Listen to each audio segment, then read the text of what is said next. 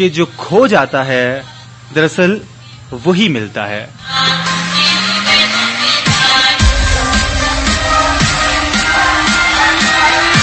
جو ختم ہو جاتا ہے دراصل وہی باقی رہتا ہے.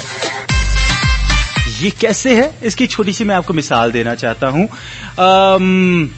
آپ اپنے بچوں کو، اپنے گھر میں اپنے بھتیجے کو، اپنے بیٹے کو، اپنی اولاد کو یا چھوٹے بہن بھائی کو، کسی کو بھی دیکھ لیں جو بھی آپ کے گھر میں آپ سے چھوٹا ہے، اسے آپ کوئی تحفہ دیں اور جناب مثال کے طور پر پوزیشن آئی ہے بچے کی اسکول میں یا کوئی بھی سلسلہ ہوا، آپ نے اس کو ایک تحفہ دے دیا. وہ بچہ اس تحفے میں اتنا مگن ہو گیا، اس ویڈیو گیم میں اتنا کھو گیا کہ اب اسے پڑھائی کا ہوش نہیں ہے، اب اسے کھانے کا ہوش نہیں ہے. یہ چیزیں ہم ہمیشہ زندگی میں دیکھتے ہیں. یا آپ نے اسے کارٹون لگا کے دے دیے ہیں اور وہ کارٹونز کے اندر اتنا وہ بچہ رو رہا تھا اور آپ نے اسے کارٹون لگا کے دے دیے. اب جناب آپ کے لیے مصیبت یہ بن گئی ہے کہ جب کارٹون بند ہوتے ہیں تو وہ بچہ رو پڑتا ہے.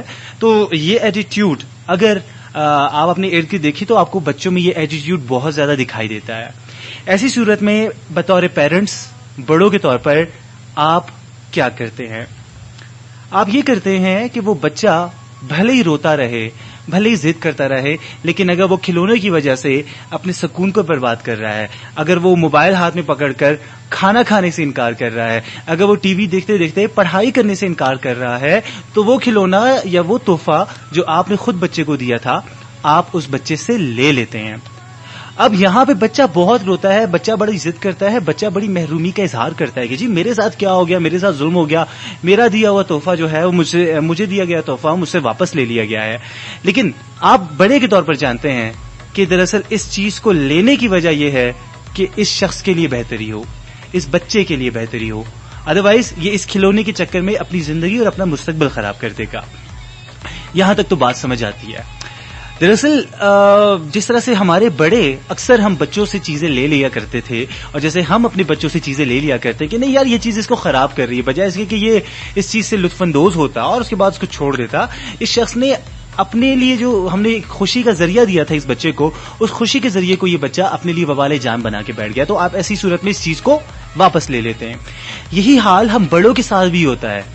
اللہ تعالیٰ ہمیں کوئی بھی نعمت دیتا ہے، کوئی بھی انعام دیتا ہے، کوئی بھی ہم پہ احسان ہوتا ہے، اور اس نعمت کے بعد، اس احسان کے بعد وہ نعمت چاہے جو بھی ہو، وہ چاہے دولت ہو، وہ چاہے رشتے ہوں، وہ چاہے کامیابی ہو، وہ چاہے کوئی اور خوشی ہو، چاہے وہ مکان ہو، چاہے وہ جناب لوگ ہوں، تو ایسی صورت میں اگر ہم اس چیز کو اپنے ہاتھ میں پکڑنے کی بجائے اپنے دل میں جگہ دے دیں اور اتنی زیادہ جگہ دے دیں کہ ہمارا سارا انحصار، ہماری خوشیوں کا انحصار، ہماری سکون کا انحصار اس چیز کے پر ہو، اور وہ چیز ہے تو ہمیں سکون ہے، وہ چیز نہیں ہے تو ہم بے سکون ہے، تو اس کا مطلب وہ چیز جو سکون کے لیے دی گئی تھی اب وہی ہماری بے سکونی کا سبب بن گئی.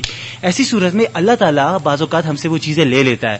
اگر اللہ تعالیٰ نے آپ کو دولت دے رکھی ہے اور آپ کی دولت جو ہے وہ آپ سے چھن جاتی ہے تو اس کا مطلب یہ ہے کہ اللہ تعالیٰ نے آپ سے واپس لے لی ہے.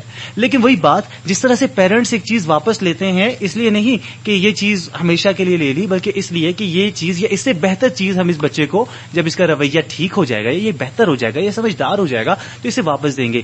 یوں ہی اللہ تعالیٰ بھی ہم سے بہت ساری نعمتیں دے کر، دولت دے کر، آسائشیں دے کر، شہرت دے کر، کچھ بھی دے کر ہمیں آزماتا ہے، اور اگر ہم اس آزمائش میں ٹھیک سے پورے نہ اتر رہے ہوں تو ہم سے وہ آزمائش کا جو ذریعہ ہوتا ہے وہ چھین لیا جاتا ہے.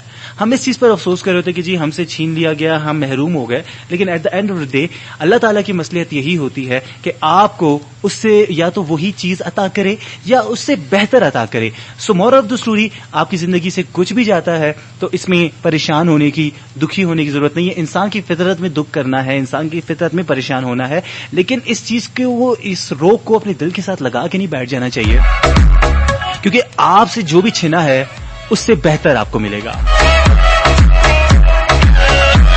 آپ نے بے شمار واقعات پڑھے ہوں گے جناب، سنے ہوں گے.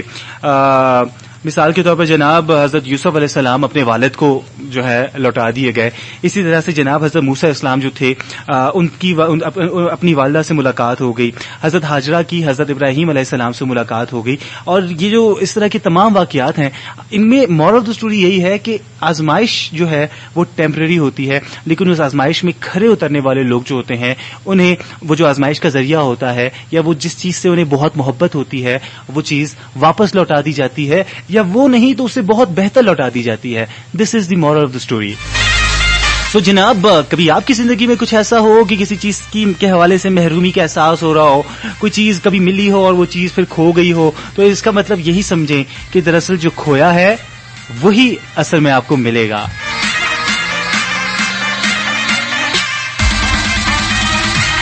تو یو شوڈنٹ وری کہ جی کیا کھویا کیا پایا. At the end of the day آپ کا یقین ہونا چاہیے کہ بہتر سے بہتر مستقبل, بہتر سے بہتر سامان, بہتر سے بہتر لوگ آپ کا انتظار کر رہے ہیں.